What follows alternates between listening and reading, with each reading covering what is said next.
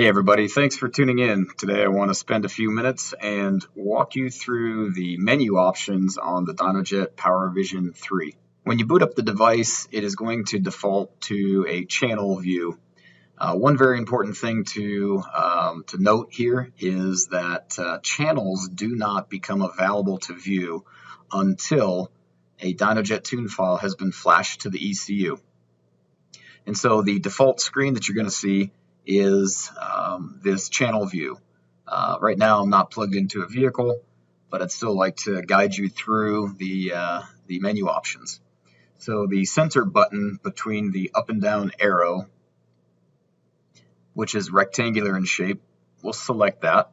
This will take us to the main menu where we have Flash Tune, Vehicle Tools, Device Tools, Bluetooth Settings, and Help.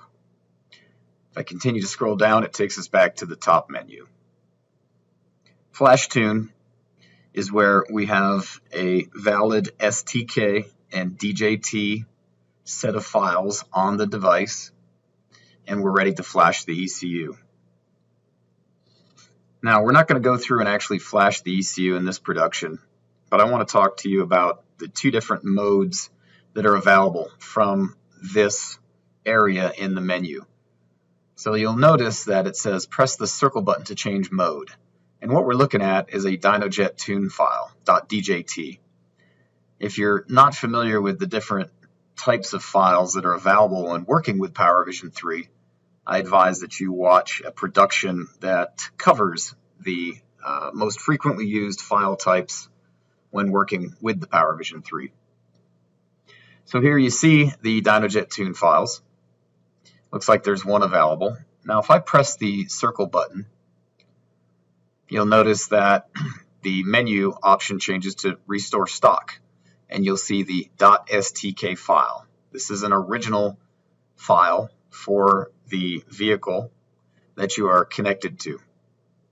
And essentially this allows you to restore stock. So we'll press the circle button again, goes back to Flash Tune. Now I'll select the back arrow and go to Vehicle Tools. Vehicle information is going to show various information that's available from the connected vehicle. Pretty straightforward. Now don't be alarmed if there is information missing. Different vehicles have different levels of support as it regards to the information that is shown here. I'm going to go back down to diagnostics. This is an area where you can query the ECU for active codes. It's going to tell you that there is no vehicle connected at the moment, turn the key on.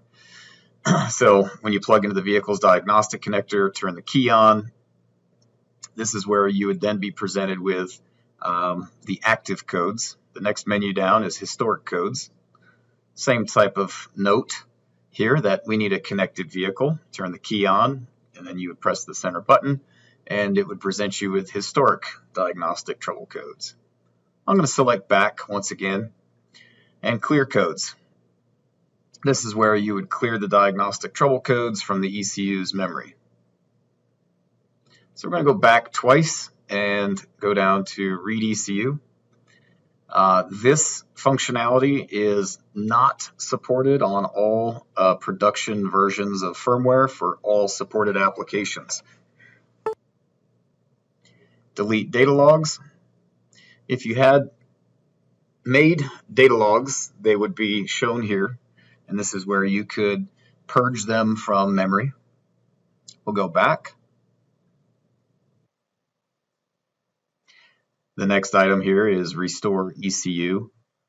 This feature is typically not used, and you should only select this when advised by a Dynojet customer support representative.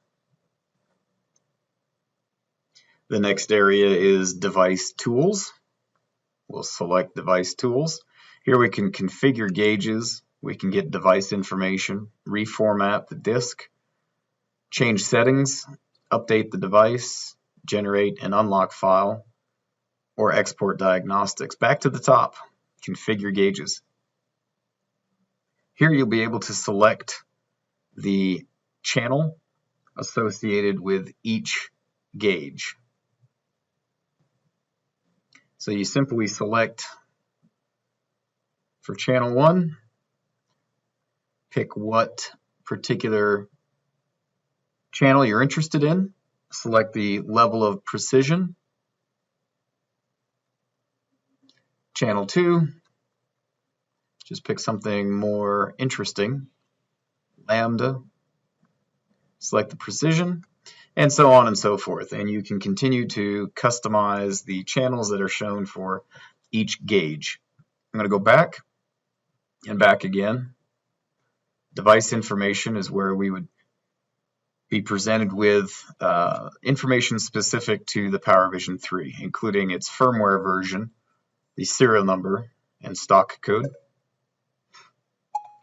And we'll go back. Reformat disk. If your Windows PC or Mac PC is having difficulty managing the PowerVision 3 as a USB device, this is where you can command the PowerVision 3 to reformat its memory. And as it states, all data will be erased. So if you have anything of any importance, tune files, data logs, or otherwise, you'll want to save those to a local drive before reformatting the disk. Down to settings, rotate screen.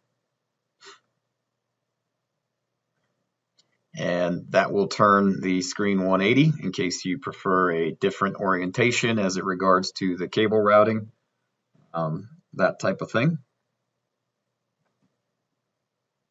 Brightness, pretty self-explanatory. We can increase the intensity of brightness.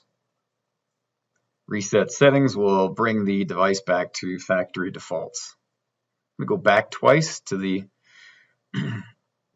device tool menu. Let's see under settings. This is update device. This is where you can use method 1 to update your PowerVision 3 firmware.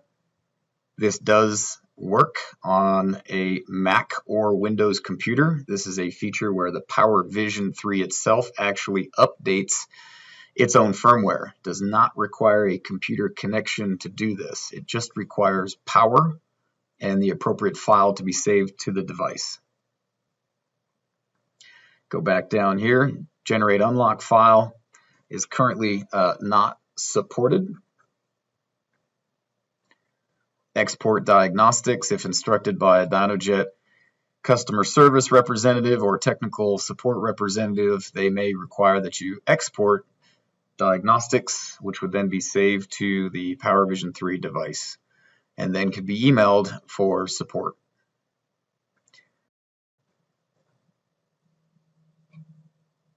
Bluetooth settings are currently not implemented.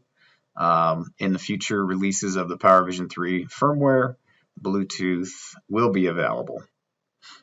I think we've covered all of the main menu areas. I hope you enjoyed. Thanks for tuning in.